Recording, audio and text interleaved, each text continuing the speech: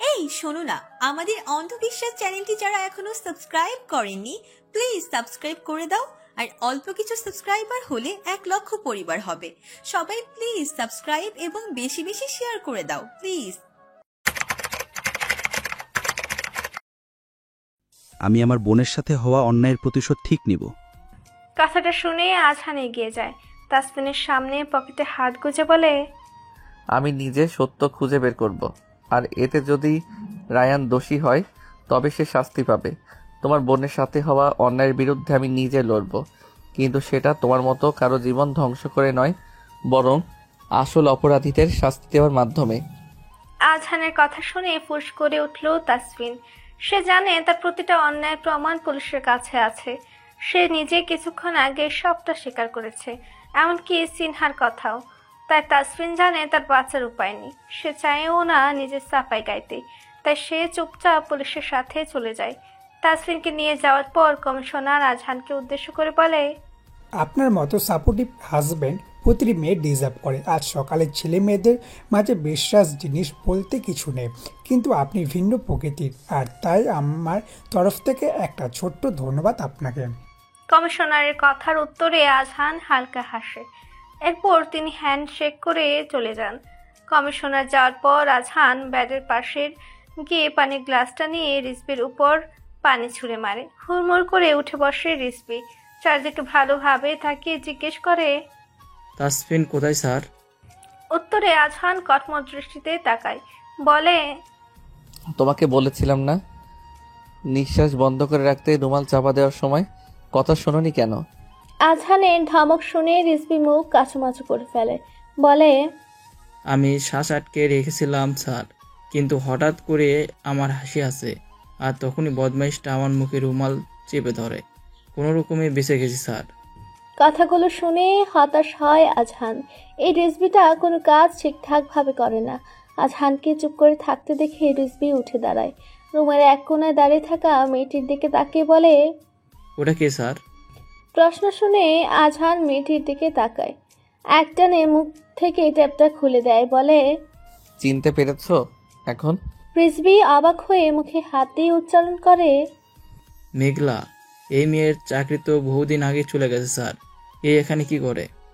প্রশ্নটা শুনে আজহান স্মিত হাসে, বলে, মেঘলা যেদিন প্রিনিশাকে কিডন্যাপ করে সেদিনই ওকে পুলিশ অ্যারেস্ট করে, তবে অসুস্থ থাকায় জেলে নিতে পারিনি। এরপর আমি যাই মেঘলার সাথে কথা বলে দ্রুতই চলে আসি।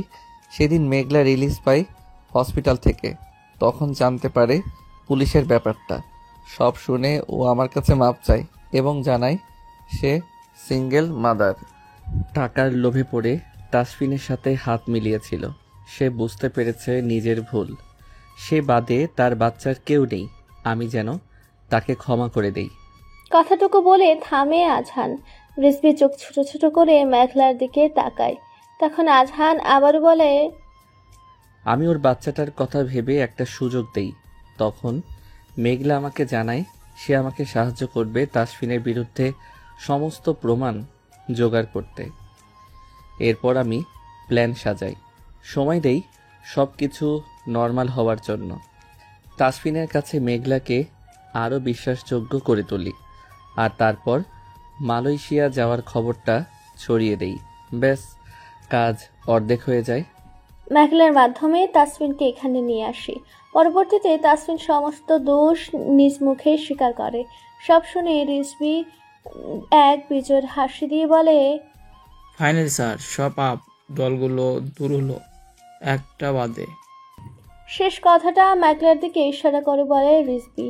তখনই দুজন পুলিশ এসে তাদের সাথে মেঘলাকে নিয়ে যায়। যেতে যেতে মেঘলা আজহানের দিকে করুণ দৃষ্টিতে তাকিয়ে থাকে। তা দেখে আজহান বলে, অন্যায় করলে শাস্তি পেতে হয়, তুমিও পাবে। তবে তুমি আমাকে সাহায্য করেছো এবং নিজের কথা রেখেছো, তাই তোমার বাচ্চার দিকে তাকিয়ে আমি তোমার শাস্তি কম করার জন্য উকিলকে রিকোয়েস্ট করতে বলবো। আজহানের কথা শুনে মেঘলার চোখ থেকে দুফোঁটা পানি গড়িয়ে পড়ল। তা দেখে আজহান দীর্ঘশ্বাস ছাড়ল। রিজবি বলল, স্যার সব বুঝলাম, কিন্তু আপনি এই পুরো প্ল্যানটা আমাকে আগে জানাননি কেন? এয়ারপোর্টে যাওয়ার সময় হুট করে গাড়ি ঘুরিয়ে ফেলায় আনলেন। আমি তো পুরাই ঘাবড়ে গিয়েছিলাম। তোমার পেট পাতলা, তাই আগে বলে রিস্ক নিতে চাইনি। কথাটা শুনে মুখ ভোঁতা করে ফেলল রিসপি। হঠাৎ করে মনে পড়ল প্রিনিশার কথা। জিজ্ঞেস করলো, ভাবি কই স্যার, আর আমার বই বা কই? তোমার বউয়ের খবর আমি জানি না। একটু সময় নিয়ে আজহান আবারও বলল, মনে হয় আবারও তোমাকে কেউ ছ্যাঁকা দিল রিজভি। কথাটা বলে আজহান পকেটে 2 হাত গুজে চলে গেল। রিজভি অসহায় দৃষ্টিতে সেদিকে তাকিয়ে রইল। চারিদিকে রাতের নিস্তব্ধতা বিরাজমান। শীতল হাওয়া বইছে চারপাশে। সিনহা বসে আছে বিছানার উপর। সেদিন বাড়ি ছেড়ে আসার পর সিনহার সাথে তার স্কুলের এক পুরনো ম্যামের দেখা হয়। তার নাম নিথি ইসলাম। তিনি সিনহার শারীরিক অবস্থা দেখে জোর করে সিনহাকে নিজের বাড়িতে আনেন। নিথি বেগমের ছেলেমেয়েরা দেশের বাইরে লেখাপড়া করে। বছর 2 আগে তার স্বামী ইন্তেকাল করেছেন। বাড়িটাতে একাই থাকেন তিনি। ছোটবেলায় চাকরি সূত্রে সিনহার সাথে তার পরিচয় হয়। বেশ ছিমছাম পরিপাটি মেয়েটাকে বরাবরই পছন্দ ছিল নিথি বেগমের। সেদিন এতগুলো বছর পর সিনহাকে দেখে তিনি ভীষণ অবাক হয়েছিলেন। তবে যখন শুনলেন সিনহার জীবনের গল্প, তখন একেবারে স্তব্ধ হয়ে গিয়েছিলেন। নিথি বেগমের 3 তলা বাড়িটির 2 তলার একটি ফ্ল্যাটে সিনহাকে থাকতে দিয়েছেন তিনি। বাড়ির পাশেই রয়েছে একটি পার্লার। নিথি বেগমের পরিচিত পার্লারের মালিক, তাই সিনহার জন্য কাজের কথা বলতেই ভদ্রলোক রাজি হয়ে যান। সিনহা মাস শেষে যা বেতন পায় তা দিয়ে নিজের একার জীবন বেশ ভালোভাবে চলে যাচ্ছে। সিনহার সবে 5 মাস 9 দিন চলছে। ইদানিং মাঝে মাঝে রাতে ঘুম হয় না মেয়েটার। কখনো কখনো ভীষণ দমবন্ধ লাগে। সিনহা বড্ড অসহায় হয়ে পড়ে তখন। ঢাকার মতো একটা এত বড় শহরে এত মানুষের মাঝে থেকে নিঃসঙ্গতা তিলে তিলে হ্রাস করছে মেয়েটাকে। আজও ঘুম আসছে না সিনহার। মনটা বড্ড খারাপ। মা বাবার কথা মনে পড়ছে। দুপুরে মাকে ফোন করেছিল সিনহা। ময়না বেগম বড্ড কেঁদেছেন। সিনহা তাতে রিঅ্যাক্ট করেনি। মাকে জানিয়েছে সে ভালো আছে। মা বাবার কাছে ডিভোর্সি মেয়ে যে গলার কাটা সমান তা ভালো করেই বুঝেছে সিনহা। আসার সময় ডিভোর্স ব্যাপারটা সাথে করে নিয়ে এসেছে সে। ইচ্ছা আছে একদিন তাসফিনের মুখোমুখি দাঁড়িয়ে কটা কথা বলে ডিভোর্স ব্যাপারটা মুখের উপর ছুঁড়ে মারার। তবে এর জন্য সিনহার সময় প্রয়োজন। নিজেকে শক্ত করতে হবে। চোখের পানিকে নিজের শক্তি বানাতে হবে। কথাগুলো ভাবতে ভাবতে সিনহার ফোনটা হাতে নিল। ওয়াইফাই কানেক্ট করে ফেসবুকে ঢুকতে একটা ভিডিও নজরে এলো। দ্রুত শোয়া থেকে উঠে বসলো সিনহা। ভালো করে ক্যাপশনটা পড়তে সিনহা আটকে উঠল। ডক্টর তাসফিনকে আজ মধ্যরাতে গ্রেফতার করেছে পুলিশ। একাধিক মেয়ের উপর নির্যাতন এবং মার্ডার কেসের অভিযোগ করেছে ডক্টর তাসফিনের বিরুদ্ধে। নিচে পুলিশ কমিশনারের বলা বয়ান ও লোকেশন শেয়ার করা হলো। পড়া শেষে সিনহার চোখ থেকে আপনি পানি গড়িয়ে পড়ল কয়েক ফোঁটা। তাসফিনের মুখটা দেখে সিনহার আজ মায়া হলো না, খারাপও লাগলো না। শুধু বুক চিরে এক দীর্ঘশ্বাস বেরিয়ে এলো। সিনহা জানতো একদিন তাসফিন তার ভুলের শাস্তি পাবে। প্রতিদিন জায়নামাজে বসে সিনহার প্রতিটা চোখের পানির কারণ ছিল শুধু তাসফিন। সিনহা ফোনটা রেখে উঠে দাঁড়ালো। জানালা দিয়ে চাঁদের আলো এসে বিছানায় পড়ছে। সিনহা চাঁদের দিকে তাকিয়ে স্মিত হাসলো। এরপর বিছানা থেকে ওড়নাটা নিয়ে ভালো করে মাথায় জড়িয়ে নিল। আলমারি থেকে পার্সটা নিয়ে নিঃশব্দে বের হলো বাড়ি থেকে। বুকের মাঝে চাপা মৃদু ব্যথাকে উপেক্ষা করে সিনহা এগিয়ে চলল আজহানের ভিলার ঠিকানায়। ফোনে একটু আগে সে ভালো করে ঠিকানাটার একটা ছবি তুলে নিয়েছে। 30 মিনিটের মাথায় সিনহা পৌঁছল ঘটনাস্থলে। অনেক পুলিশ এবং সাংবাদিক এর ভিড় ঠেলে সিনহা আড়ালে পুলিশ ভ্যানের কাছে গেল। তাসফিন এবং একজন কনস্টেবল মুখোমুখি বসে আছে ভ্যানে। তাসফিনের হাতে হ্যান্ডকাফ, যা আশেপাশের হালকা আলোতে চকচক করছে। সিনহা ধীর পায়ে সে ভ্যানের পাশে দাঁড়ালো। আচমকা তাসফিনের কেমন একটা লাগলো। ঘাড় ঘুরিয়ে চারিদিকে কাউকে খুঁজতে লাগলো। তা দেখে কনস্টেবল জিজ্ঞেস করলো, কি হয়েছে? এখানে কেউ এসেছে? কোনো মেয়ে? এদিকে কেউ আসে না। কেন, কি হয়েছে? না, আমার মনে হচ্ছে কেউ একজন এসেছে। কে আসবে? হয়তো কোনো মেয়ে সাংবাদিক। তুই চুপচাপ বসে দেখ, 10 মিনিটের মাঝে থানার উদ্দেশ্যে রওনা হব। কথাটা বলে কনস্টেবল সিগারেটটা পায়ে পিষল আর ঝিমাতে ব্যস্ত হয়ে পড়ল। এদিকে তাসফিনের অস্থিরতা কমল না। আজ এতগুলো মাস পর ওর মনে হতে লাগলো আশেপাশে নিশ্চয়ই সিনহা আছে। মেয়েটার শরীরের গন্ধ তাসফিন তীব্রভাবে অনুভব করতে পারছে। তাসফিনের ইচ্ছে করলো ভ্যান থেকে নেমে চারপাশটা ভালো করে খুঁজে দেখতে, তবে তা তো সম্ভব না। কথাটা মনে করে মাথা নিচু করে ফেলল সে। সিনহা এতক্ষণ তাসফিনের কর্মকাণ্ড দেখছিল। এবার সে মৃদু স্বরে বলল, যাকে কলঙ্ক দিয়ে দুনিয়ার কাছে খারাপ প্রমাণ করেছেন তার উপস্থিতি আপনাকে বেকুল করছে দেখি। তবে কি আমি ধরে নিব ক্ষণিকের জন্য হলেও আপনি আমাকে ভালোবেসেছিলেন? সিনহার কথাগুলো তাসফিন শুনল, তবে মুখ তুলল না। নিজের চোখ বন্ধ করে বলল, কলঙ্ক দিয়েছি ঠিক, তবে নিঃস্ব করিনি। বেঁচে থাকার অবলম্বনও দিয়েছি। একটু থেমে আবার বলল, তাসের ঘর বেঁধেছিলাম, সবটা যে একদিন ভেঙে যাবে তা জানতাম। তবু এই মন কেঁদে গেছে প্রতিদিন। মস্তিষ্ক প্রতিশোধ চাইলেও মন হয়তো অন্য কিছু চেয়েছিল। কথাগুলো বলে চোখ তুলে সামনে বসা কনস্টেবলের দিকে তাকালো তাসফিন। কনস্টেবল ঘুমিয়ে নাক ডাকছে, অর্থাৎ সে একটা কথাও শুনেনি। তবে সিনহা সব শুনেছে। সে এসেছিল তাসফিনকে হ্যান্ডকাপ করা অবস্থায় দেখতে এবং আড়াল থেকে বলতে, চুরির 10 দিন হলেও গৃহস্থের দিনই যথেষ্ট। তবে কথাটা বলে ওঠা হয় না সিনহার। এতদিন পর সে চিরচেনা কণ্ঠস্বর এবং এমন কিছু কথা শুনে সিনহার কথা আটকে যায়। তাসফিনের স্বরে অপরাধ বোধ ছিল কি? কথাটা ভাবায় সিনহাকে। আর এই মাঝে পুলিশ কমিশনার এগিয়ে আসে, ফলে সিনহা চলে যায়। তাসফিন দীর্ঘশ্বাস ছেড়ে চাঁদের দিকে তাকায়, ক্রূর হেসে বলে, চাঁদের গায়ে যেমন কলঙ্ক আছে, ঠিক তেমন তার গায়েও আছে। তবে তাকে কলঙ্ক দিয়ে আমার আফসোস নেই, কেননা আমার দেয়া এই কলঙ্ক তাকে অন্যের হতে বাধা দিবে। রাতের 2টা বাজে। ফিমা আর প্রিনিশা দাঁড়িয়ে আছে আজহানের ফার্ম হাউসের পুলের সামনে। প্রিনিশার পরনে সাদা গোল জামা, ফিমা অবশ্য শাড়ি পরে আছে। বিয়ের পর থেকে মেয়েটা শাড়ি পরে। প্রিনিশার সাথে আজ ফিমার প্রথম পরিচয় হলেও ফিমার আচরণে প্রিনিশার মনে হয়েছে বহুদিনের পরিচিত তারা। এর অবশ্য কারণও রয়েছে। আজহান এয়ারপোর্টের উদ্দেশ্যে রওনা দেওয়ার পর ফিমা প্ল্যান করে ওরা ঘুরতে বের হবে। প্রথমে তারা শপিংয়ে যায়, এরপর রেস্টুরেন্টে গিয়ে খাওয়া দাওয়া করে। ফিমা ভীষণ ফ্রেন্ডলি হওয়ায় কিছুক্ষণের মাঝে দুজনের মধ্যে ভালো বন্ডিং তৈরি হয়ে যায়। বিল পে করে রেস্টুরেন্ট থেকে বের হওয়ার সময় প্রিনিশার কাছে রায়ানের ফোন আসে।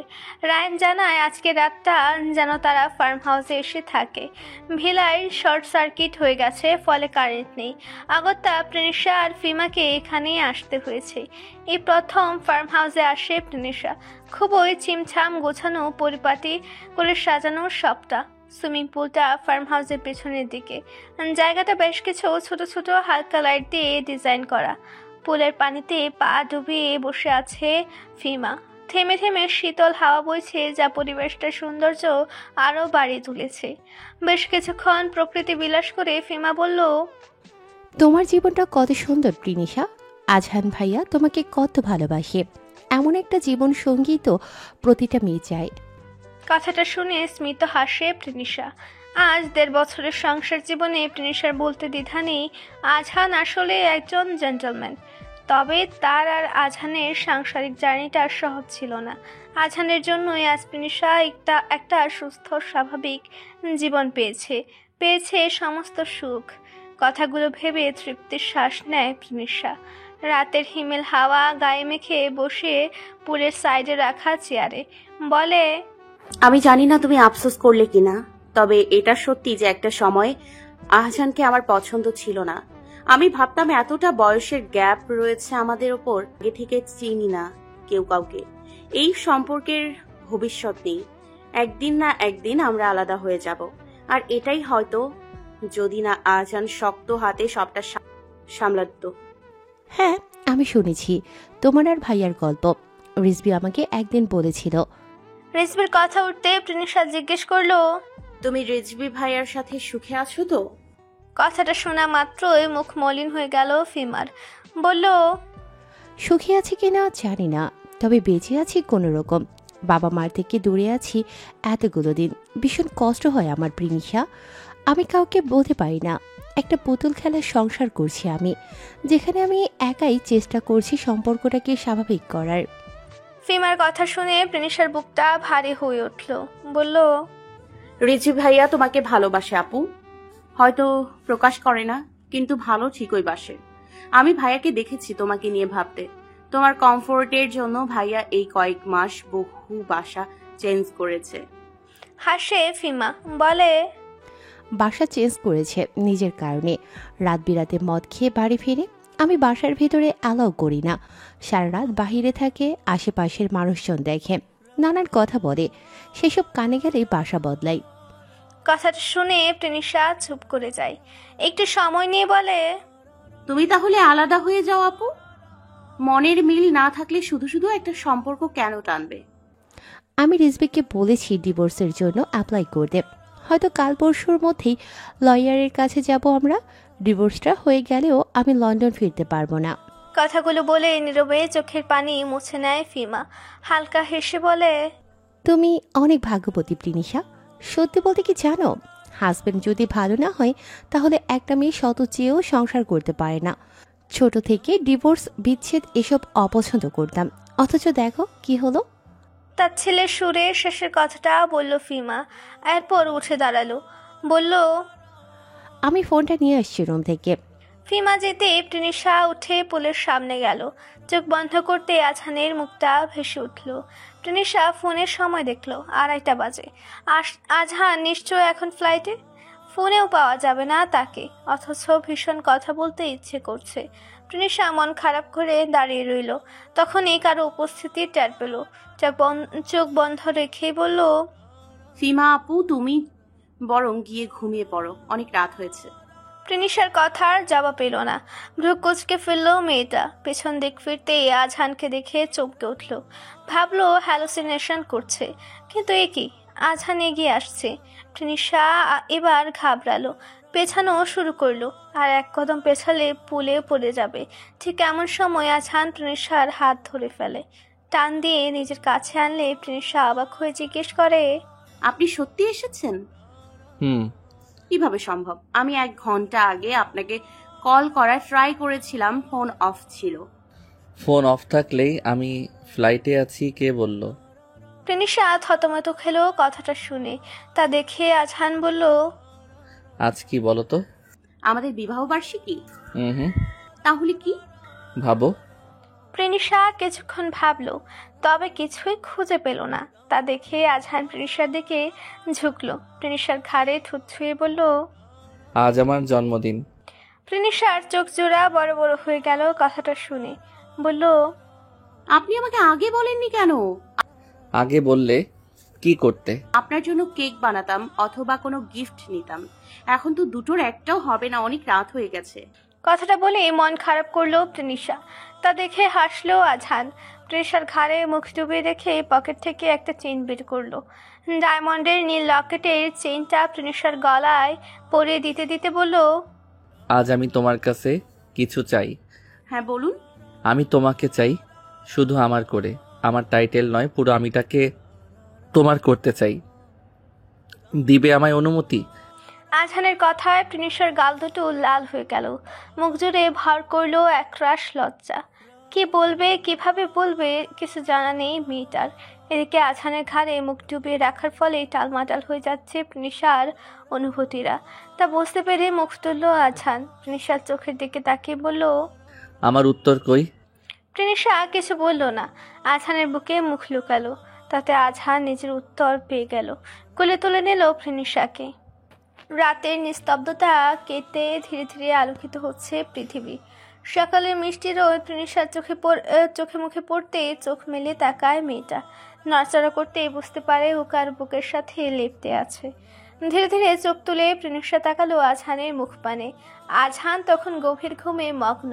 প্রিনিশা হঠাৎই লজ্জায় দুহাতে মুখ ঢেকে ফেললো। পেটের উপর থাকা আজহানের হাতটা সরানোর চেষ্টা করলো কিছু সময়, কিন্তু পারল না। বেশ অনেকক্ষণ চেষ্টা করার ফলে আজহানের ঘুম হালকা হলো। ঘুম জড়ানো কণ্ঠে আজহান বলল, কি হয়েছে, এমন করছো কেন? আজহানের কথা শুনে প্রিনিশা ঢুক গেলে বলল, হাতটা সরান। পারবো না, ডিস্টার্ব করো না, ঘুমাও। বলে আজহান আবারও ঘুমিয়ে পড়ল। প্রিনিশা তাকিয়ে রইল আজহানের দিকে। একটা সময় প্রিনিশা নিজেও আবার ঘুমিয়ে পড়ল। এর একটু পরে আজহান হালকা চোখ মেলে অ্যাসিড পাওয়ার বাড়িয়ে দিল। ফলে প্রিনিশার শীত করলো ও আজহানের বুকের ভেতর ঢুকে যেতে লাগলো। তা দেখে হালকা হাসলো আজহান, চুমু খেলো প্রিনিশার কপালে। এরপর বাহু ধরে আবদ্ধ করে নিল প্রিনিশাকে। সকাল 7টা বাজে। ফিমা বসে আছে সুইমিং পুলের সাইডে, পাশে তার ফোনটা রাখা। ভোর রাত থেকে ফোনটা অনবরত বেজে চলেছে। তা দেখেও ফিমা ফোনটা তোলেনি। কাল সারা রাত ফিমা অনেক কিছু ভেবেছে। নিজের কথা, রিজবির কথা, নিজের বাবা মার কথাও ভেবেছে। সব শেষে ফিমা ভেবেছে নিজের সংসারের কথা, যে সংসার শুরু হওয়ার আগেই ভেঙে যেতে বসেছে। সবে হয়তো 2-2.5 মাস বয়স তাদের বিবাহিত জীবনের, কিন্তু এই কয়েক মাসে ফিমা রিজবিকে ভালোবেসে ফেলেছে। তবে রিজবির আচরণে ফিমা তা প্রকাশ করেনি। রিজবি সবসময় আফসোস করে কেন সেদিন ভুল ঠিকানায় গিয়েছিল। যদি না যেত তবে জীবনের এত বড় একটা ভুল সে করতো না। এই কথাটা খুব আঘাত করে ফিমাকে। সে কারো জীবনের ভুল হয়ে থাকতে চায় না। তাই রিজবিকে বলেছে ডিভোর্সের ব্যাপারে লয়ারের সাথে কথা বলতে, যা শুনে রিজবি শুধু মাথা নাড়িয়ে হ্যাঁ বলেছে। দেশে আসার পরের দিন থেকে ফিমা দেখে আসছে রিজবির বেয়ারাপনা। তবে আজহানের সাথে কথা বলে ফিমা বুঝেছে রিজবি এমনটা ছিল না, হয়তো বিয়ের পরেই এমন হয়েছে। আর তাই ফিমা চায় রিজবির জীবন থেকে চলে যেতে। চলে যাওয়ার কথা ভাবতেই ফিমার চোখ গড়িয়ে পানি পড়ে। মেয়েটা আড়ালে চোখের পানি মুছে নিতেই দেখে রিজবি এগিয়ে আসছে। উস্কো খুস্কো চুল, বিষণ্ণ মুখে রিজবিকে দেখে ফিমার মনে পড়ে কাল রাতের কথা। রাতে ফিমা রুমে গিয়ে রিজবিকে দেখতে পায়। এক কথায় দু কথায় তাদের মাঝে কথা কাটাকাটি হয় এবং ফিমা বলে সে এখনই এখান থেকে বেরিয়ে যাবে। তবে রাত অনেক হওয়ার পরে আর বাহিরে যায় না, পুল সাইডে এসে বসে থাকে। তখন থেকে রিজবি ফিমাকে কল করছিল। ফিমার ভাবনার মাঝে রিজবি ফিমার কাছে এগিয়ে এসে রাগান্বিত স্বরে বলে, ফাজলামো করছে আমার সাথে। রাত থেকে কয়টা কল করেছি, কোনো হিসাব আছে? ধরনি কেন? জবাবে ভাবলেশহীনভাবে ফিমা বলে, ইচ্ছে করেনি। এমন উত্তরে রিজবির রাগ বাড়ে। বলে, আমাকে কি একটু শান্তি দেবে না তুমি? এই 2 মাসে আমার জীবনটা জাহান্নাম বানিয়ে দিয়েছো। আমি আর পারছি না। এখান থেকে তুমি নিজের রাস্তায় চলো আর আমি আমার রাস্তায়। আজই যাব লয়ারের কাছে, চলো। কথাটা বলে ফিমার হাত শক্ত করে ধরে রিজবি, টেনে নিয়ে যায় নিজের সাথে। ফিমা রিজবির মুখ পানে অপলক চেয়ে রয়। সকাল 10টা। ঘুম ভাঙে আজহানের। পাশে তাকে দেখে প্রিনিশা নেই। ভ্রুকুচকে সামনে তাকাতেই আজহান দেখে কোমর পর্যন্ত ভেজা চুলে প্রিনিশা আয়নার সামনে দাঁড়িয়ে কিছু করছে। পরনে তার ব্ল্যাক কালারের 3 পিস। আজহান হালকা ঠোঁট বাঁকালো প্রিনিশাকে এরূপে দেখে। উঠে ধীর পায়ে গিয়ে দাঁড়ালো প্রিনিশার পেছনে। আয়নায় আজহানকে দেখে প্রিনিশা পেছন দিক ফিরল, বলল, আপনি উঠে পড়েছেন, যাক ভালো হলো। শুনুন না, আমার গলার চেনটা খুঁজে পাচ্ছি না। কাল যেটা দিয়েছিলেন ওইটা কোথায় গেল বলুন তো? কথাটা বলে প্রিনিশা চিন্তিত হয়ে পড়ল। আজহানের চোখ গেল প্রিনিশার গলার দিকে। কিছু স্পষ্ট দাগ দেখা যাচ্ছে, যা হয়তো নজরে পড়েনি প্রিনিশার। আজহান সেদিকে তাকিয়ে প্রিনিশাকে আয়নার দিকে ঘোরালো। প্যান্টের পকেট থেকে চেইনটা বের করে পরিয়ে দিতে দিতে বলল, চেইনটা বিছানায় ছিল বালিশের পাশে, তুমি খেয়াল করনি? ও। প্রিনিশা স্বস্তির হাসি দিল। এরপর আজহানকে বলল, আপনি ফ্রেশ হয়ে আসুন, আমি ফিমা আপুর সাথে দেখা করে আসি। কথাটা বলে প্রিনিশা চলে গেল। আজহান প্রিনিশার যাওয়ার দিকে তাকিয়ে রইল কিছুক্ষণ। এদিকে প্রিনিশা পুরো বাসাটা খুঁজলো, কিন্তু ফিমাকে পেল না। পুল সাইডে গিয়ে ফিমার ফোনটা শুধু পেল। প্রিনিশার ভয় হলো, ফিমাকে কেউ কিডন্যাপ করলো? কথাটা ভেবে দ্রুতই রুমে এলো প্রিনিশা। আজহান সবে শাওয়ার নিয়ে বেরিয়েছে। এমন সময় প্রিনিশা হন্তদন্ত হয়ে এসে বলল, ফিমা আপুকে কেউ কিডন্যাপ করে নিয়েছে আজহান। আপনি পুলিশে কল করুন। হোয়াট? কি বলছো এগুলো? আমি ঠিক বলছি। এই দেখুন, আপুর ফোনটা আমি পুল সাইডে পেয়েছি, অথচ পুরো বাসায় কোথাও আপু নাই। আমার মনে হচ্ছে আপু কিডন্যাপ হয়েছে। আরে না, রিজবির সাথে আছে হয়তো। রিজভি ভাইয়া? কাল বেচারা বউয়ের শোকে পাগল প্রায় অবস্থা ছিল, তাই সাথে করে নিয়ে এসেছিলাম। হয়তো ওরা কোথাও ঘুরতে গেছে। না। কি না? ওদের সম্পর্কটা স্বাভাবিক নয় আজহান। আপনি তো জানেন কি পরিস্থিতিতে ওদের বিয়েটা হয়েছে। কালকে ফিমা আপু বলল খুব শীঘ্রই ওরা ডিভোর্স নেবে। আজহান ভ্রু কুচকে ফেললো কথাটা শুনে, তবে কোনো কিছু বলল না। শার্ট পরতে পরতে বলল, চলো ভিলাই ব্যাক করি। আমরা একা যাব? আমরা একা আছি তো একাই যাব। ওরা আমাদের না বলেই চলে গেছে। আর চিন্তা করো না, আমি শিওর ফিমা রিজভির সাথেই আছে। আজহানের কথায় প্রিনিশার মন মানল না। ওর চিন্তা হতে লাগলো ফিমার জন্য। বেলা 11টায় আজহান আর প্রিনিশা পৌঁছালো ভিলায়। প্রিনিশা ভিলার ভিতরে ঢুকতেই দেখলো পুরো ভিলাটা পরিপাটি। বিষয়টা অবাক করলো প্রিনিশাকে। ও আজহানকে জিজ্ঞেস করলো, রায়ান ভাইয়া বলেছিল ভিলায় শর্ট সার্কিট হয়েছে, তাহলে সবটা এক রাতের ভেতরে ঠিক হলো কিভাবে? আজহান প্রশ্নটার উত্তর দিল না। পকেট থেকে ফোন বের করে প্রিনিশার হাতে দিল। এরপর বলল, এক গ্লাস পানি দাও, পিপাসা লেগেছে। প্রিনিশা নড়ল না নিজের জায়গা থেকে। তা দেখে আজহান বলল, পানি দাও, এরপর আমি বলছি সবটা। এবার প্রিনিশার চোখ ছোট ছোট করে তাকালো। তা দেখে আজহান বলল, অনেক লম্বা কাহিনী, সব শুনলে হয়তো তোমার খারাপ লাগবে। কি এমন ঘটেছে বলুন তো আমায়? প্রিনিশার এতবার জিজ্ঞেস করায় আজহান একটা দীর্ঘশ্বাস ছেড়ে সবটা বলল প্রিনিশাকে। সব শুনে প্রিনিশা থাম মেরে রইল। তা দেখে আজহান প্রিনিশার কপালে ঠোঁট ছুঁয়ে বলল, আমি সবাইকে শাস্তি দিয়েছি যারা তোমাকে কলঙ্কিত করতে চেয়েছিল। আমি তোমাকে দেওয়া আমার কথা রেখেছি, আর তাই আমি চাইবো তুমি এসব নিয়ে বেশি ভাববে না। যা হওয়ার তা হয়ে গেছে। কথাটা শুনে প্রিনিশা বলল, সবকিছুর মাঝে সিনহার জীবনটা নষ্ট হয়ে গেল। সিনহার কথা বলার সময় প্রিনিশার চোখের কোণে পানি চিকচিক করলো, যা আজহানের নজর এড়ালো না। বলল, সিনহার জন্য রায়ান আছে। আমি মনে করি রায়ান যেহেতু এতগুলো বছর ধরে সিনহাকে ভালোবেসে গেছে, তাহলে এবার ওদের মিল হোক। তা শুনে প্রিনিশা বলল, রায়ান ভাইয়ার সাথে এত কিছু হয়েছে তার কিছুই আমি জানতাম না। তবে আমি সিনহার সাথে কথা বলবো, জানবো ও কি চায়। যদি সিনহা রায়ান ভাইয়াকে বিয়ে করতে রাজি থাকে, তবে আমি আর আপনি মিলে ধুমধাম করে ওদের বিয়ে দিব। ঠিক আছে। ওদের কথার মাঝে রায়ানের ফোন এলো। ফোনটা প্রিনিশার হাতে থাকায় ওই রিসিভ করলো। বলল, ভাইয়া আমি প্রিনিশা। রায়ানের মুখে হাসি ফুটলো বোনের কণ্ঠস্বর শুনে। বলল, হ্যাঁ বল, কেমন আছিস? আমি ভালো আছি, তুমি? এই তো চলছে। তুমি আমার থেকে এত কিছু কিভাবে লুকিয়ে গেলে ভাইয়া? রায়ান একটু চমকালো এমন প্রশ্নে। প্রিনিশা কি তবে সবটা জেনে গেছে? আজহান সব বলে দিয়েছে? ভাবনাগুলো মাথাচাড়া দিল রায়ানের। এদিকে রায়ানকে চুপ থাকতে দেখে প্রিনিশা বলল, আমি সবটা শুনেছি ভাইয়া। আমাকে তুমি একবার বলতে তুমি সিনহাকে ভালোবাসো, আমি কিছু একটা ব্যবস্থা করতাম। প্রিনিশার কথা শুনে রায়ানের বুক চিরে দীর্ঘশ্বাস বেরিয়ে এলো। প্রিনিশা আবারও বলল, আমি খুব দ্রুতই কিছু একটা ব্যবস্থা করব, তুমি চিন্তা করো না ভাইয়া। সিনহার জীবনটা আমি গুছিয়ে দিব। কথাটা বলে প্রিনিশা কলটা কেটে দিল। ফোনটা আজহানের দিকে এগিয়ে দিয়ে বলল, আমি বাসায় বাবা মা এবং মামা মামিদের দাওয়াত করতে চাই আজহান। তাদের সাথে সবকিছু শেয়ার করা জরুরি। আমি চাই না রায়ান ভাইয়া আর কষ্ট পাক। অনেক হয়েছে প্রতিশোধের খেলা। সবাই মিলে বসে আসলে কি ঘটেছিল সেদিন এটা জানা যাবে বলে আমি মনে করি। ঠিক বলেছ। তাহলে কি বলেন, ডাকবো সবাইকে? প্রিনিশার প্রশ্নে আজহান আর চোখে তাকালো। বলল, তোমার সংসার, তোমার ঘর, যাকে ইচ্ছে ডাকো, আমাকে বলার কি আছে? কথাটা বলে আজহান চলে গেল। প্রিনিশার মুখে হাসি ফুটলো। এমন এক সংসারের স্বপ্নই তো প্রতিটা মেয়ে দেখে। দুপুর 1টা বাজে। সিনহা পার্লার থেকে আজ একটু তাড়াতাড়ি চলে এসেছে। শরীরটা খারাপ লাগছে। বাড়ি ফিরে রুমে এসে ফ্যান অন করতে সিনহা দেখলো ফ্যান চলছে না। কি হলো ফ্যানের? সিনহা অনেকক্ষণ চেষ্টা করলো ফ্যানটা ঠিক করার, কিন্তু হলো না। এই গরমে তো আর ফ্যান ছাড়া থাকা যায় না। তাই বাধ্য হয়ে নিথি বেগমের ফ্ল্যাটের সে বেল দিল সিনহা।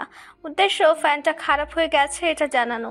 বেশ কয়েকবার বেল বাজানোর পর দরজা খুললো এক অচেনা যুবক। সিনহাকে দেখে যুবকটি জিজ্ঞেস করলো, আপনি কে? আমি সিনহা, দোতলায় ভাড়া থাকি। নিথি ম্যাম আছেন? নিথি বেগমের কথা জিজ্ঞেস করতেই নিথি বেগম খুন্তি হাতে এগিয়ে এলেন। বললেন, আরে সিনহা যে, এসো ভেতরে এসো। না ম্যাম, ভেতরে যাব না, আসলে একটা সমস্যা হয়েছে। কি হয়েছে মা? সিনহা নিজের সমস্যার কথা বলল। তা শুনে নিধি বেগম পাশে দাঁড়ানো নিজের ছেলেকে বললেন, নিশান, এক্ষুনি কারেন্টের লোককে ফোন করো। নিশান মায়ের আদেশ পেয়ে ফোন করতে চলে গেল। নিধি বেগম সিনহাকে বললেন, আয় মা, ভেতরে আয়, গরমের মধ্যে বাইরে দাঁড়িয়ে থাকলে অসুস্থ হয়ে পড়বি। জোড়াজোড়িতে সিনহা ভিতরে এসে বসলো। নিধি বেগম খুন্তিটা রেখে সে সিনহাকে এক গ্লাস শরবত বানিয়ে দিয়ে বললেন, তখন যাকে দেখলি ও হলো আমার ছোট ছেলে। এতদিন পড়াশোনার জন্য দেশের বাইরে ছিল, কয়েক বছর জব করেছে বাইরে, এবার একেবারে চলে এসেছে এখানেই, এক নামকরা কোম্পানিতে জব পেয়েছে। ও বস, আজ খেয়ে যা। না ম্যাম, অন্যদিন খাবো, আজকে একটু কাজ আছে। আচ্ছা। নিধি বেগমের সাথে বেশ অনেকক্ষণ কথা বলে সিনহা চলে গেল। সিনহা যেতেই নিশান এসে জিজ্ঞেস করলো, মা, মেয়েটার নাম কি?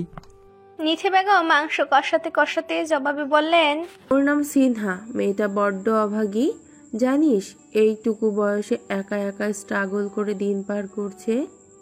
ও আচ্ছা মা, আমি একটু বাইরে যাচ্ছি। এখন আবার কই যাবি? একটু মোড়ের মাথার দোকানে যাব, তুমি রান্না শেষ করতে করতে চলে আসবো। কথাটা বলে নিশান চলে গেল। নিধি বেগম ছেলের যাওয়ার দিকে তাকিয়ে বললেন, আসার সময় 1 ডজন ডিম আনিস। সিঁড়ি দিয়ে নামতে নামতে জবাবে নিশান বলল, ঠিক আছে মা। নিশান এক সিঁড়ি নামতে সিনহার সাথে দেখা হলো। সিনহা আস্তে ধীরে নামছিল, তা দেখে নিশান বলল, আপনার এই শারীরিক অবস্থার উপরে ওঠা ঠিক হয়নি, আপনি চাইলে আমি হেল্প করতে পারি আপনাকে নামতে। সিনহা নিশানের পানে তাকালো। কথাগুলো শুনে স্মিত হেসে বলল, আমাকে একাই চলতে হয়, আর চলার পথ সব কিছু আমার সুবিধা মতো হয় না, তাই সব পরিস্থিতিতে নিজেকে মানিয়ে নিতে শিখে গেছি। কথাটা বলে সিনহা আর একটা সিঁড়ি নেমে চলে গেল। সেদিকে তাকিয়ে নিশান ভাবলো, ভালো কথা বলেছিলাম, এমন ছ্যাদ করে উঠলো কেন? বিকাল 3টা। খাওয়া শেষ করে রুমে এসে সবে মাত্র বিছানায় হেলান দিয়ে বসেছে নিশান। হাতে থাকা ফোনটায় আসা নোটিফিকেশন জানান দিচ্ছে কেউ বারবার তাকে মেসেজ করছে। নিশান ক্লান্ত চোখে মেসেজটা দেখে ফোনটা বালিশের পাশে রেখে দিল। ঠিক এমন সময় রুমে এলেন নিধি বেগম। ছেলের মাথায় হাত বুলিয়ে দিয়ে বললেন, বাবা, একটু দোতলায় যাবি? তখন সিনহা এসেছিল, এরপর ওর আর কোনো খবর পাইনি। কারেন্টের লোকটা এসেছিল কিনা তাও বুঝতে পারছি না, লোকটা আমার ফোন তুলছে না। মায়ের কথা শুনে নিশান ঘড়ি দেখলো, 3:15 বাজে। এখন একটা জম্পেশ ঘুম দিলে ভালো হতো, কিন্তু মায়ের আদেশে বলে কথা। নিশান উঠে শার্টটা বদলে একটা টি-শার্ট পরে নিল। এরপর ফোনটা হাতে নিয়ে দোতলায় গেল। দরজায় কয়েকবার নক করার পর নিশান বুঝলো দরজা লক করা নেই। বেশ কিছুক্ষণ চুপ করে দাঁড়িয়ে থেকে নিশান ভাবলো, এতক্ষণ ধরে নক করার পরও উনি এলেন না কেন? আমি কি ভেতরে গিয়ে দেখবো? কথাটা ভেবে ইতস্তত করতে করতে নিশান ভেতরে গেল। পুরো বাসাটা কেমন একটা ভ্যাপসা গরম হয়ে আছে। নিশান চারদিকে চোখ বুলিয়ে সুইচ বোর্ড খুঁজে ফ্যান চালালো, কিন্তু এ কি, ফ্যান চলছে না। এর মানে কারেন্টের লোকটা আসেনি। তখন নিশান ফোন করলে লোকটা জানিয়েছিল সে 10 মিনিটের মাঝেই আসবে, অথচ এখন ঘন্টা পার হয়ে গেছে। নিশানের রাগ উঠল। নিশান এমনিতে শান্ত স্বভাবের হলেও বদমেজাজি, হুট করে ভয়ঙ্কর রেগে যায়। আজও তার ব্যতিক্রম হলো না। তবে এই মুহূর্তে সিনহার কথা মাথায় থাকায় নিশান নিজের রাগটা কন্ট্রোল করলো। সিনহাকে খুঁজতে খুঁজতে রুমে গিয়ে দেখলো মেয়েটা নিচে জ্ঞান হারিয়ে পড়ে আছে। নিশান ছুটে এসে সিনহাকে কয়েকবার ডাকলো, পানি এনে চোখে মুখে ছিটা দিল, তবু জ্ঞান ফিরল না সিনহার। নিশান এবার নিধি বেগমকে ফোন করে ডাকলো। নিধি বেগম এসে সিনহার অবস্থা দেখে বিচলিত হয়ে নিশানকে বললেন, বাবা, এক্ষুনি অ্যাম্বুলেন্সে ফোন কর।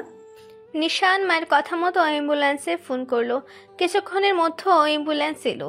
সিনহাকে হসপিটালে নিয়ে যাওয়ার পর ডক্টর চেক আপ করে জানালেন, পেশেন্টের শারীরিক অবস্থা খারাপ, আর একটু হলে উনি হিট স্ট্রোক করতো। উনি প্রেগনেন্ট। এই অবস্থায় ওনার যাবতীয় যেসব ওষুধ খাওয়া প্রয়োজন সেসব হয়তো খান না। ওনার কিছু জটিলতা আছে, আপনার ওনার যত্ন নিন বেশি করে। ডক্টরের কথা শুনে নিথি বেগম কি বলবেন ভেবে পেলেন না। তিনি তো সবটাই জানেন। নিশান মায়ের মুখ পানে কিছুক্ষণ তাকিয়ে থেকে হসপিটালের বাইরে চলে গেল। বিকেলের কড়া রোদে অতিষ্ঠ হয়ে রাহেলা বেগম ড্রয়িং রুমে বসে কাপড় ভাঁজ করছেন। পাশের সোফায় বসা ফরিদ সাহেব ও পিয়াল সাহেব, তারা গল্প করছেন। ফরিদ সাহেব এসেছেন ছেলের বিয়ের ব্যাপারে কথা বলতে। তিনি চান এখান থেকে রায়ানের বিয়েটা দিতে।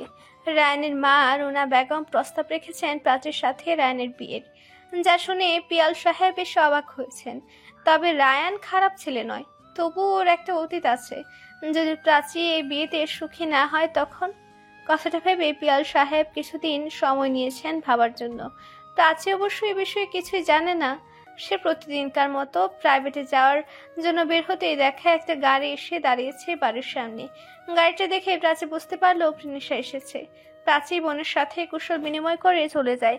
প্রিনিশা ভেতরে এসে সবাইকে একসাথে দেখে খুশি হয়। রাহেলা বেগম মেয়েকে বসতে বলে শরবত আনতে চলে যান। এদিকে রুনা বেগম প্রিনিশা একা এসেছে দেখে জিজ্ঞেস করেন, জামাই আসলো না প্রিনিশা? উনি এই সময়ে অফিসে থাকে, আর এটা তো আমার বাবার বাড়ি। সব সময় আজানকে সাথে করে আনতে হবে কেন? আমি নিজে কি একা আসতে পারি না? প্রিনিশার এমন কাঠখুট্টা জবাবে রুনা বেগম মুখ বাঁকিয়ে বললেন, বিয়ের পর এত একা একা চলাফেরা করা ভালো না। আর তার থেকে বড় কথা, জামাইয়ের তো টাকা পয়সার অভাব নেই। এত ছেড়ে ছেড়ে রাখলে তো অন্যের নজর পড়বে, তখন কিন্তু কেঁদে কুল পাবে না। প্রিনিশা বিরক্ত হলো মামির কথায়। রুনা বেগম সব সময় এমন করে কথা বলেন। প্রিনিশা জবাব দিতে গিয়েও দিল না। তা দেখে রুনা বেগম আবারও বললেন, দেখো মা, বিয়ের 1.5 বছর হতে চলবে, এখনো তোমাদের বাচ্চা কাচ্চা হয়নি। আর কবে মা হবে তুই? এখনো তো একটা বাচ্চা নেই। আমার বাচ্চা কি তুমি ফেলে দেবে মামি? প্রিনিশার এমন জবাবে মুখ ভুতা করে ফেললেন রুনা বেগম। পিয়াল সাহেব পরিস্থিতি সামলাতে বললেন, প্রিনিশা, পড়াশোনা কেমন চলছে? এক্সাম কবে? এই তো বাবা চলছে, এক্সাম সামনের মাসে। ও, মন দিয়ে পড়াশোনা করো মা। ওদের কথার মাঝেই রাহেলা বেগম শরবত নিয়ে এলেন। প্রিনিশা শরবত খেতে খেতে বলল, ভালোই হলো তোমরা সবাই একসাথে আছো। আমি তোমাদের সাথে কিছু কথা বলতে এসেছি আজ। কথাটা বলে প্রিনিশা আবারও শরবতের গ্লাসে চুমুক দিল। তা দেখে রুনা বেগম বলল, তা না হয় শুনবো, কিন্তু তুই বলতো, তোর সাথে জামাই সব ঠিকঠাক আছে তো? প্রিনিশার বিরক্তি বেড়ে গেল। বলল, তোমার কি আমাকে ভালো লাগছে না মামি? আমার জামাইরে নিয়ে তোমার এত খুঁচানি কেন? উত্তর করলেন না রুনা বেগম, মুখ কালো করে রাখলেন। সেদিকে পাত্তা না দিয়ে প্রিনিশা বলল, আমি তোমাদের সবাইকে দাওয়াত করতে এসেছি আমার বাসায়। দাওয়াতের কথা শুনে সকলে একটু অবাক হলো। রুনা বেগম জিজ্ঞেস করলেন, হঠাৎ দাওয়াত কেন করছিস? কোনো খুশির খবর আছে নাকি? মামি, বিরাট খুশির খবর, তুমি গেলেই শুনতে পারবে। কালকে সকাল সকাল চলে আসিও। প্রিনিশার জবাবে রুনা বেগম মুখ কালো করে রাখলেন। প্রিনিশা আরো নানান কথা বলল সবার সাথে। সবাই বলল কাল দুপুরের মাঝে ওরা চলে যাবে। প্রিনিশা মনে মনে খুশি হলো। শরীর ক্লান্ত লাগছে বলে রুমে গেল। প্রিনিশা যেতে রুনা বেগম পিয়াল সাহেবকে উদ্দেশ্য করে বললেন, ভাইজান, আমার কিন্তু ভালো ঠেকছে না ব্যাপারটা। কোন ব্যাপারে? প্রিনিশা একা একা এলো, জামাই তো সাথে আসতে পারতো, তাই না? এছাড়াও ওদের বিয়েটা তো নর্মাল ছিল না। আমার মনে হয় কি ওর জামাইয়ের সাথে বনিবনা নাই। রুনা বেগমের এহেন কথায় হাসলেন পিয়াল সাহেব। প্রত্যুত্তরে কিছু বলতে যাবেন তার আগে দরজার দিকে নজর গেল সবার। দেখলো আজহান দাঁড়িয়ে আছে, হাতে মিষ্টি ফলমূলের প্যাকেট। রাহেলা বেগম দ্রুত সোফা থেকে উঠে এলেন আজহানের কাছে। আজহান সালাম জানালো সবাইকে। এরপর প্যাকেটগুলো রাহেলা বেগমের হাতে দিয়ে বসলো পিয়াল সাহেবের পাশে। ফরিদ সাহেবের সাথে আজহান পরিচয় করিয়ে দিলেন পিয়াল সাহেব। তখন রুনা বেগম বললেন, শুনলাম তোমার নাকি অফিস আছে, তাই প্রিনিশার সাথে আসতে পারোনি। তাহলে এখন এলে কি হবে? প্রশ্নটা শুনে আজহান বলল, আমার কাজ ছিল ঠিকই, তবে আমার বউয়ের থেকে বেশি ইম্পর্টেন্ট কিছু নেই। সেই কাজ থেকে অবসর পেতেই আমি চলে এসেছি। ও, বউকে চোখে হারাচ্ছ? কেন, আপনি কি চান আমি বউকে ধরে পিটাই? কথাটা শুনে থতমত খেলেন রুনা বেগম। আমতা আমতা করে বললেন, আমি এই কথা কখন বললাম? বলেননি, কিন্তু যা বলেছেন তার মানে তো এটাই বোঝা যাচ্ছে। রুনা বেগম মুখ কালো করে উঠে গেলেন। আজহান সেদিকে পাত্তা না দিয়ে সবার সাথে কথা বলতে লাগলো। বিকেল করে সন্ধ্যা। আদালত চত্বর থেকে বের হয়ে ফিমা একটা চায়ের দোকানে বসলো। আজ উকিল জানালো খুব শীঘ্রই তাদের ডিভোর্সের কার্যক্রম শুরু হবে। ফিমার মনটা খারাপ। কাল বহুদিন পর মায়ের নাম্বারে ডায়াল করেছিল, তবে তিনি ফোন তোলেননি। হয়তো তারা সত্যি সব সম্পর্ক ছিন্ন করেছেন ফিমার সাথে। কেননা বিয়ের পরই তো তারা ফিমাকে প্রস্তাব করেছিল রিজবিকে ছেড়ে চলে যাওয়ার জন্য। ফিমা তাতে রাজি হয়নি, তাই হয়তো বাবা মার সাথে সম্পর্কটা অবনতি হয়েছে। ফিমা একা একা বসে এসব ভাবছিল। এমন সময় রিজবি এসে পাশে বসলো, জিজ্ঞেস করলো, চা খাবে? উত্তরে ফিমা শুধু তাকিয়ে থাকলো রিজবির দিকে। রিজবি 1 কাপ চা অর্ডার করলো। ফিমাকে বলল, 3 মাসের মধ্যে সব প্রসেস শেষ হবে বলে মনে করি। আমি আমার লয়ার বন্ধুকে বলেছি বিষয়টা দ্রুত শেষ করে দিতে। তুমি নিজের ভিসা রেডি করো, সব প্রসেস শেষ হলে তুমি চলে যেতে পারবে নিজ দেশে। ফিমা নিচের দিকে তাকিয়েছিল। কথাগুলো শুনে তাচ্ছিল সুরে হাসলো। রিজবি আবারও বলল, ফিমা, আমি তোমার জীবনটা এলোমেলো করে দিয়েছি। আমি হৃদয়ের সাথে দেখা করতে গিয়েছিলাম, ভাবিনি একটা ভুল ঠিকানার জন্য এত বড় কিছু ঘটে যাবে। আমি দুঃখিত। ফিমা চুপ করে রইল এখনো। তা দেখে রিজবি একটু সময় নিয়ে বলল, আমি জীবনে একজনকেই ভালোবেসেছিলাম, সে হলো নিধি। ওর বিয়ে হয়ে যাওয়ার পর আমি আর কখনো বিয়ের কথা ভাবিনি। তবে হৃদয়কে যখন দেখলাম তখন আমার মনে হলো 20 বছর আগের নিধিকে আমি দেখছি। আমার মনে হঠাৎ করেই একটা রাগ উদয় হলো। আমি চাইছিলাম ওকে বিয়ে করতে, যা ভুল সিদ্ধান্ত ছিল। আমি বুঝতেছি সেটা আমি একাই ভালো ছিলাম। তোমাকে আমি বন্দি রাখতে চাই না, তুমি কিছুদিন অপেক্ষা করো, মুক্ত করে দেবো তোমায়। মুক্ত করার কথা শুনে ফিমা টলমলে চোখে তাকালো রিজবির দিকে। তবে রিজবি তখন ব্যস্ত চা খেতে। ফিমার কান্নারত চোখ দুটি রিজবির নজরে এলো না। সন্ধ্যা 6:20 বাজে। সিনহার শরীর এখন একটু ভালো, তাই সে বাড়ি ফিরবে বলে ঠিক করেছে। ডক্টর না চাইতেও সিনহা জোরাজুরিতে রিলিজ দিতে বাধ্য হয়। নিশান এবং নিথি বেগমের সাথে সিনহা বাড়ি ফেরে। নিথি বেগম বলেন, কাল সকালে আমি ফ্যানটা ঠিক করাবো, তুই আজকের রাতটা আমার বাসায় থাক। উপায় না পেয়ে সিনহা রাজি হয়। শরীরটা বড্ড ক্লান্ত, হাতে তেমন টাকা নেই।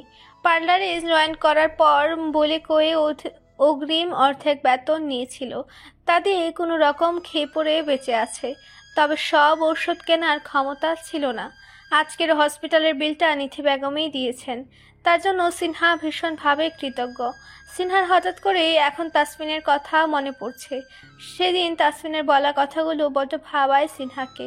হয়তো সিনহা তাসফিনের সব অপরাধ ক্ষমা করে দিত, কিন্তু নিজের সন্তানকে অস্বীকার করার মতো জঘন্য কাজ কি করে ক্ষমা করবে সিনহা?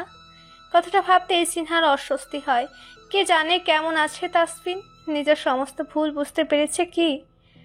নিউজপুর জেলখানা। কয়েদি ড্রেসে বসে আছে অনেক। আজ কতগুলো মাস সে এখানে, প্রতিটা দিন মুখিয়ে থাকে এখান থেকে বের হবার জন্য, কিন্তু কেউ আসে না তাকে বের করতে। অনেকের বাবা মা ভীষণ স্ট্রিক্ট মানুষ, অন্যায় করলে শাস্তি পেতে হয় এটা তারা ভালো করেই বোঝেন।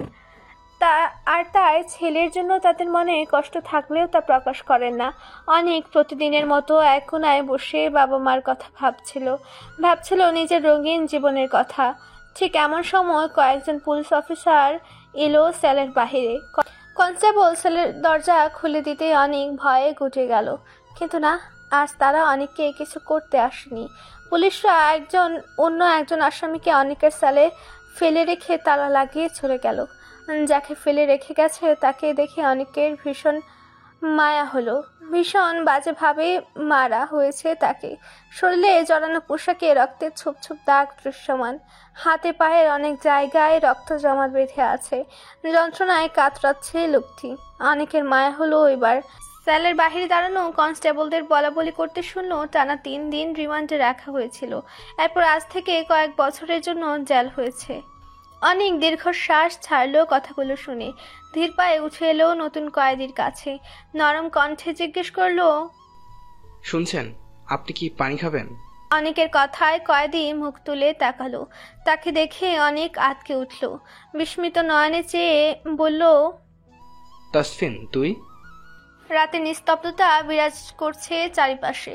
তাসফিনের অবচেতন দেহটা পড়ে আছে নিচে। অনেকের চোখে নিজের অজান্তেই পানি চলে এসেছে। তাসফিনের উপর এতদিন একটা রাগ ছিল অনেকের, তবে আজ তাসফিনকে এই অবস্থায় দেখে অনেকের খারাপ লাগছে। তাসফিনের মাথাটা নিজের পায়ের উপর নিয়ে চোখে মুখে পানি ছিটা দেয় অনেক, নরম কণ্ঠে ডাকে, ভাই শুনছিস তাসফিন?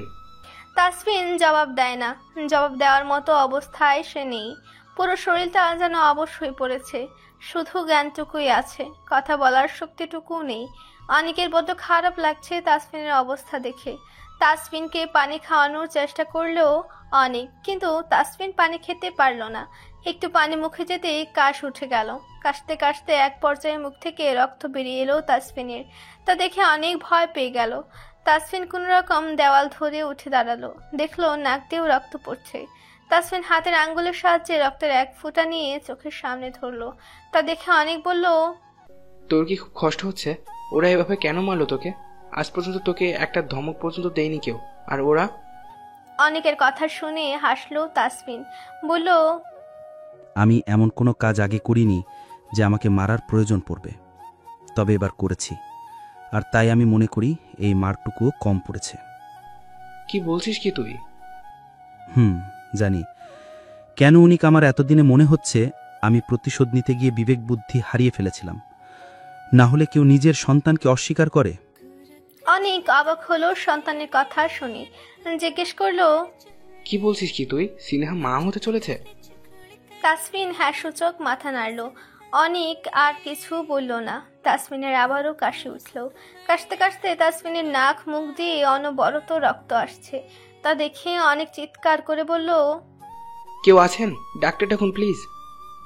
কেউ এগিয়ে এলো না। তাসফিনের অবস্থা খারাপ হতে লাগলো। অনেক কি করবে ভেবে পায় না। তাসফিনের কষ্ট দেখে অনেকের বুকে মোচড় দিয়ে উঠে। ঠিক মতো শ্বাসও নিতে পারছে না তাসফিন, কেমন ছটফট করছে। অনেককে অসহায় দৃষ্টিতে তাকিয়ে থাকতে দেখে তাসফিন মৃদু হেসে বলার চেষ্টা করে, আমি ঠিক আছি। সকাল 9টা। ফিমা বসে আছে বিছানার উপর, পাশে রিজভি বসে মোজা পড়ছে। ফিমা কিছুক্ষণ রিজভির দিকে তাকিয়ে থেকে বলল, আজ তো কোর্টে যেতে হবে। আপনি কি অফিস থেকে কোর্টে যাবেন? হ্যাঁ, তুমি একা যেতে পারবে না। ফিমা এক দীর্ঘশ্বাস ছাড়লো, উঠে দাঁড়িয়ে নিজের লাগেজটা বের করলো। রিজভি টাই বাঁধতে বাঁধতে আর চোখে ফিমার কর্মকাণ্ড দেখছে। লাগেজে একে একে নিজের সব প্রয়োজনীয় জিনিসপত্র ভরে নিল ফিমা। এরপর একটা শাড়ি নিয়ে ওয়াশরুমে চলে গেল। রিজভি সবটাই দেখলো, তবে কোনো রিয়েক্ট করলো না।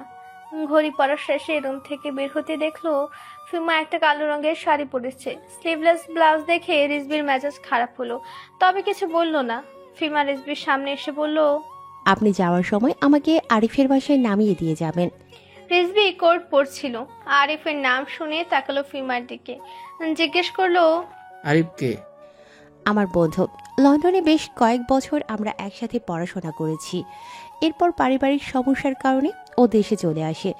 মাঝে মাঝে ফেসবুকে কথা হয় আমাদের, তাই বন্ধুত্বটা রয়ে গেছে। কথাগুলো শুনে কোনো রিয়েক্ট করলো না রিজভি। শান্ত কণ্ঠে বলল, ঠিক আছে, আমি নামিয়ে দেব, আগে চেঞ্জ করে আসো। কেন? কারণ এই ড্রেসে তোমাকে ভালো লাগছে না। তাচ্ছিল্য সুরে হাসলো ফিমা, বলল, আমাকে ভালো লাগুক বা খারাপ তাতে আপনার কি? এমনিতে ও আজকের পর আপনার সাথে আমার সম্পর্ক শেষ। ফিমার কথায় রিজভির রাগ হলো, বলল, আমি চেঞ্জ করতে বলছি তো। পারবো না। আপনার আমাকে নামিয়ে দিতে হলে চলুন, না হলে আমি একাই যাচ্ছি।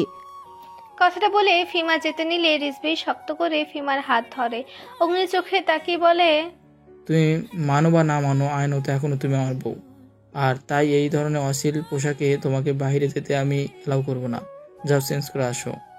শক্ত করে হাত ধরায় ফিমা ব্যথা পেলেও তা প্রকাশ করে না, ঠায় দাঁড়িয়ে রয়। তা দেখে রিজভির ইচ্ছে করে ফিমাকে তুলে আছাড় মারতে, কিন্তু না, এখন রাগলে চলবে না।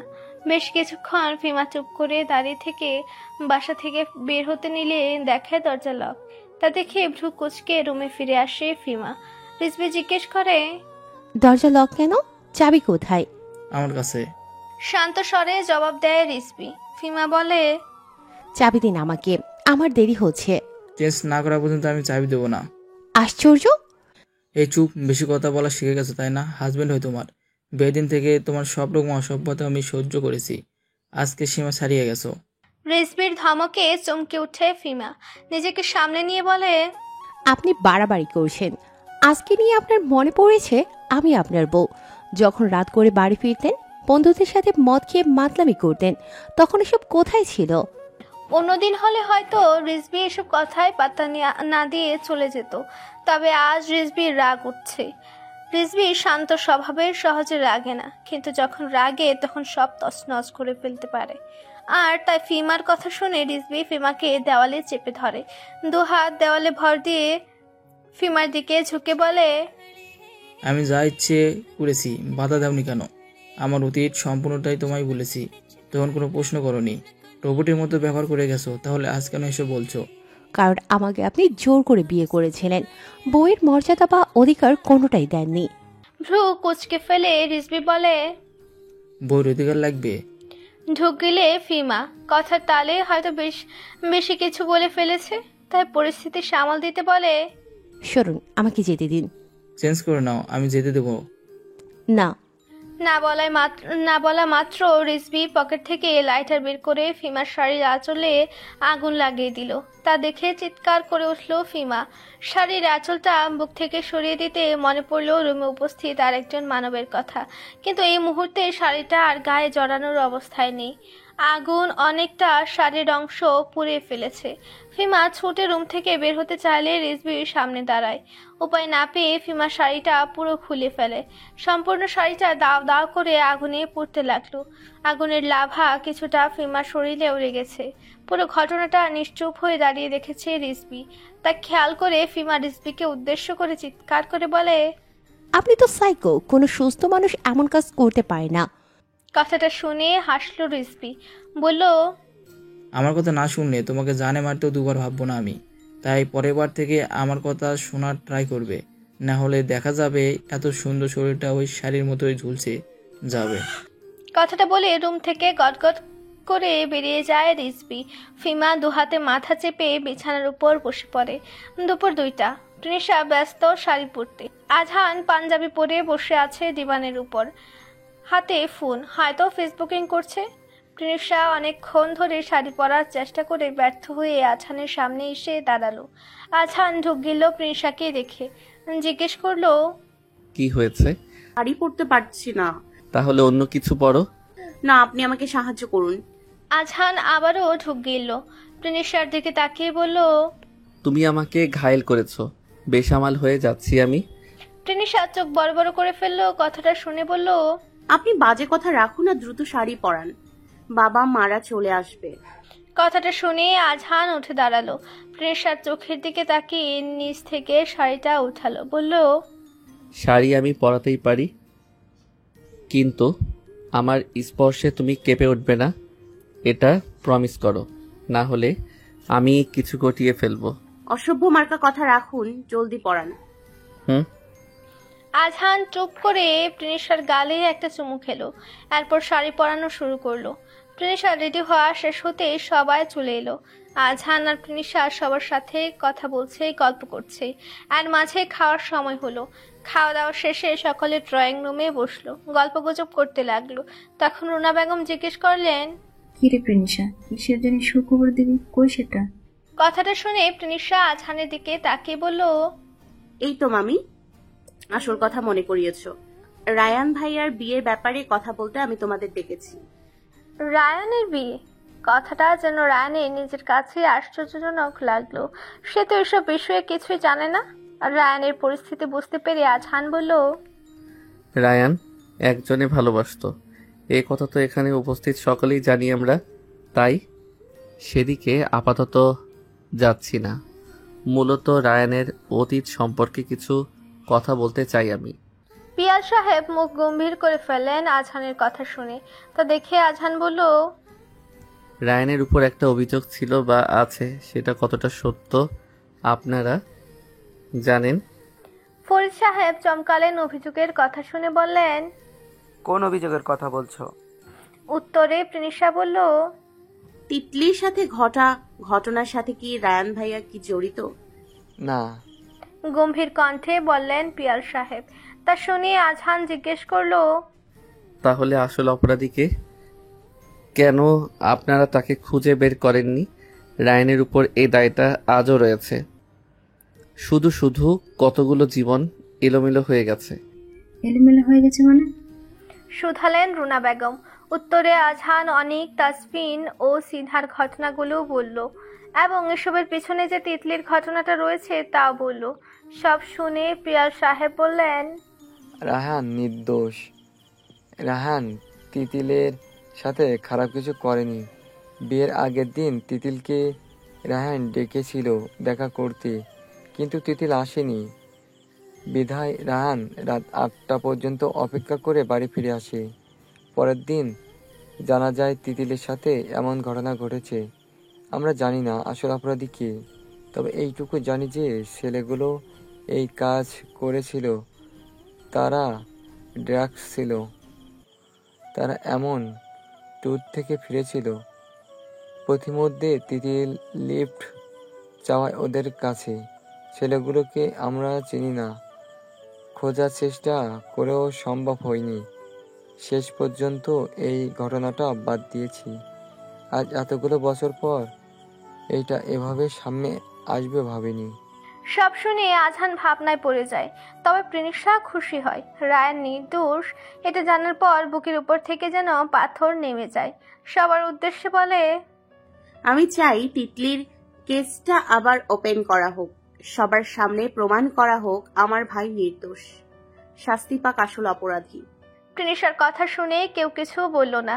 বেশ খানিকক্ষণ নীরবতা পালনের পর প্রিনিশা আবারও বলল, আমি সিনহার সাথে রায়ান। প্রিনিশা নিজের পুরো কথা শেষ করার আগেই আজহান ওকে থামিয়ে দিয়ে বলল, রায়ান কি চায় আমাদের আগে জানা উচিত প্রিনিশা? ও হ্যাঁ। আজহান এবার সবার সামনে রায়ানকে জিজ্ঞেস করে, তুমি সবটাই শুনেছ জানো? এখন তুমি কি চাও? সিনহাকে বিয়ে করতে? সিনহাকে বিয়ের কথা শুনে রুনা বেগম জ্বলে উঠলেন। বললেন, আমার ছেলে কেন একটা বিবাহিত মেয়েকে বিয়ে করবে? মেয়ের অভাব পড়েছে নাকি দুনিয়াতে? রুনা বেগমের কথার জবাবে প্রিনিশা বলল, অভাবই পড়েছে মামি। সিনহার জন্য ভাইয়া আজও অপেক্ষা করে, আজও ভালোবাসে ওকে। অসম্ভব। আমার ছেলের বিয়ে আমি এমন এক মেয়ের সাথে দিব না। আর আমি জানি রায়ন আমার কথা রাখবে। রুনা বেগমের কথার প্রিনিশার রাগ হলো। বলল, আজ থেকে কয়েক বছর আগে মামা নিজের সিদ্ধান্ত ঠিক এভাবেই ভাইয়ার উপর চাপিয়ে দিয়েছিল, ফলে আজ এতগুলো জীবন সাফার করছে। এখন যখন সবটা ঠিক করতে চাইছি তখন তুমি আবারও একই কাজ করছো মামি। হ্যাঁ করছি, কারণ মেয়েটা এখন অন্যের বউ। নারী তার দেহের স্পর্শ করা প্রথম পুরুষকে কখনো ভুলে না। আমার ছেলে যদি ওই মেয়েকে বিয়ে করে তবে আমার ছেলে সুখী হবে না, আর না তো একটা মনের মতো সংসার পাবে। রুনা বেগমের কথা শুনে প্রিনিশা কিছু বলার ভাষা হারিয়ে ফেলল। একদিক থেকে দেখতে গেলে তিনি ঠিক বলছেন। প্রিনিশা সিনহাকে দেখে এইটুকু তো বুঝেছিল যে মেয়েটা রায়ান থেকে মুভ অন করেছে বহু আগেই। এর উপর তাসফিনের সাথে 9 থেকে 10 মাসের সংসার জীবন। সব মিলিয়ে সিনহার জীবনে রায়ানের অস্তিত্ব বিলীন হয়ে গেছে। সবটা জুড়ে তাসফিন ছিল। প্রিনিশার ভাবনার মাঝে রায়ান বলল, আমি বিয়ে করলে সিনহাকেই করব মা। আমার জীবন তো তোমার একবার গুছিয়ে দিতে গিয়ে এলোমেলো করে ফেলেছো, এবার না হয় আমাকেই গোছাতে দাও। কথাটা বলে রায়ান উঠে দাঁড়ালো।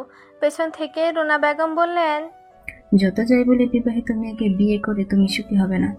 যেহেতু মেয়েটার স্বামী জীবিত আছে, আমি মানছি মেয়েটার সাথে খারাপ হয়েছে, কিন্তু তবুও সে অন্যের বউ। তার সম্পর্কে তোমার ধারণা বদলাতে হবে এখন। রায়ান মায়ের কথাগুলো শুনল, এরপর চলে গেল। সবটা দেখে আজহান দীর্ঘশ্বাস ছাড়ল। সন্ধ্যা 7টা। সিনহা বসে আছে বিছানার উপর।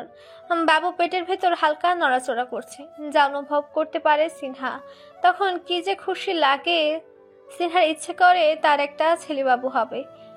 সে হবে তাসফিনের মতো দেখতে, কিন্তু তার ব্যক্তিত্ব হবে ভিন্ন। সিনহা তার ছেলেকে নিজের আদর্শে মানুষ করবে।